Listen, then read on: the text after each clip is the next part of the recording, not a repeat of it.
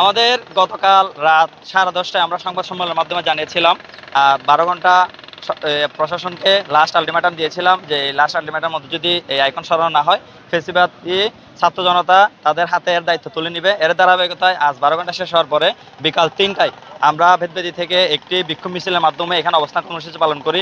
তারপর আমরা টানা দীর্ঘ 3 ঘন্টা অবস্থান কর্মসূচি পালন করার পরেও সরকারের পক্ষ থেকে কোনো সঠিক এবং দায়িত্ব না দেখতে পেয়ে আমরা নিজ হাতে এই ফেসিস্টার আইকনকে রাঙামাটি থেকে মুছে দিচ্ছি এবং ছাত্র জনতা এই ফেসিস্টার আইকন মুছার জন্য আপনারা দেখতে পাচ্ছেন এখানে অনেক ছাত্র জনতা উপস্থিত হয়েছেন পুরো রাঙামাটিবাসী।